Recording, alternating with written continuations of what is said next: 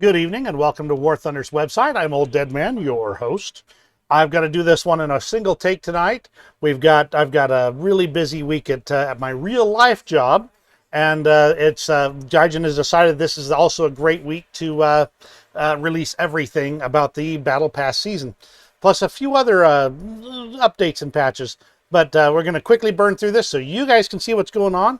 So give me a round of applause and hit me with a thumbs up. I think I can do it. All right, let's get started.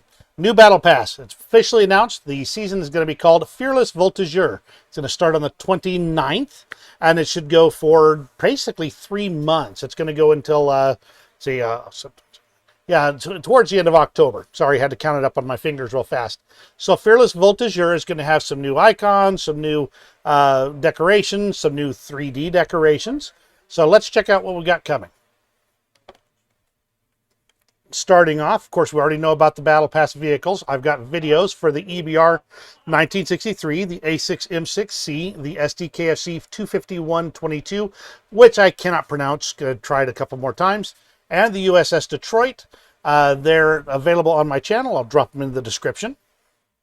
And we've got some pretty cool looking new decorators. We'll start off with the emblem of the 11th Shock Parachute Regiment.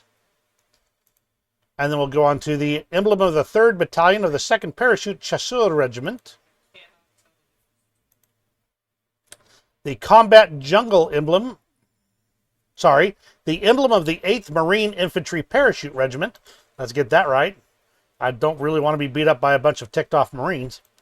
And the Combat Jungle emblem of the CEFE Training Center, France. That'll be this one. All right, let's move on. We've got the 3D decorators. We're going to start off with the infantry helmet here. It looks like this. Then we're going to go on to the MAT 49, which is a submachine gun, looks like. One of those 3D decorators. I never had good luck when they had multiples of the machine guns going on. So this time it looks like we might actually stand a good chance. And the third one is the Voltigeur's emblem. Let's go to that one. And that is the Voltigeur's emblem. Very bomb-like, don't you think? I like it. They also have this avatar coming your way. And doggone it, does that not look like Chris Pine? I swear you could put them next to each other and you wouldn't know which one it was. That's the profile icon veteran of the French Legion. There have been some changes to the rewards and challenges, so you'll want to take a look at that. That's this link right here. Let me get my big head out of the way, though, so we can look a little bit farther down. And that's much better there. And we do have some of the progress point changes for entering the game. They've got the numbers right here. 1st through 21st are 1 point. 22nd through 42nd, 2 points. 43rd to 63rd, 3 points. 64 to 77, 4 points. And 78 to 91, 5 progress points. So that should make a pretty big difference on how you're dealing with your logins to get your Battle Pass points. There'll only be 14 challenges, which I cannot properly represent on my fingers here. So picture I'm putting up 14 fingers. I don't want to know how you're going to picture that. Please don't tell me. And although there'll be 2 less regular ones, my understandings are going to be just a touch tougher. Longer season, less challenges, but, the reward overall is going to be the same 30 progress points in total. Now, that's kind of the Battle Pass. That's the main things I wanted to make sure you knew about right there. The real problem is going to be the next item, and that is planned changes for the action reward system for simulator battles. Now, I don't know how many of the people here actually play simulator air sim battles. This is some pretty big changes again. They just adjusted this system a few weeks ago, added the action units, rewarded actions for the useful action rewards, I think is what it was. Useful action rewards.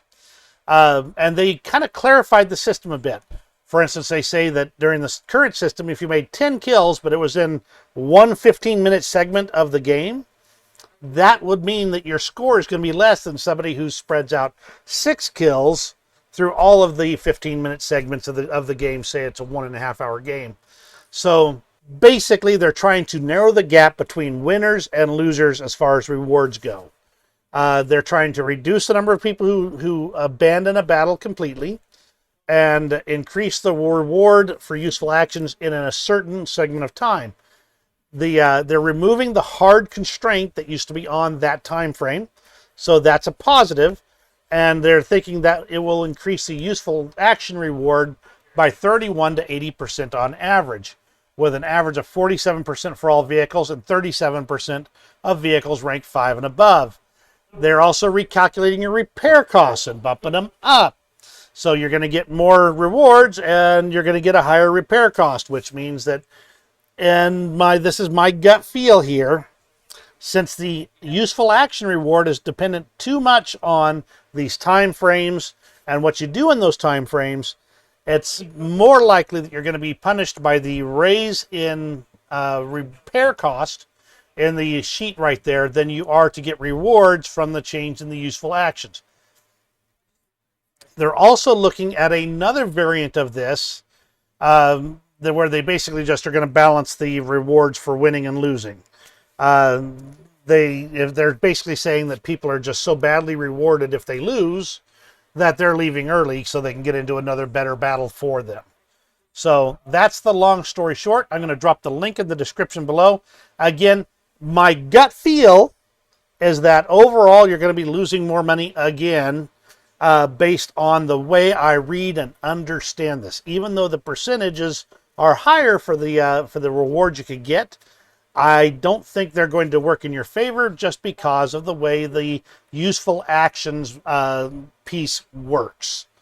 I'll be interested to see what you guys find out. Let me know in the comments. Give me a thumbs up if you enjoyed this video. I do realize this is kind of a rush job. I've got to get this done, recorded, edited, and out the door within the next 40 minutes. So I'm hoping this is a one-take wonder, and you have a great rest of the night. We'll see you in War Thunder.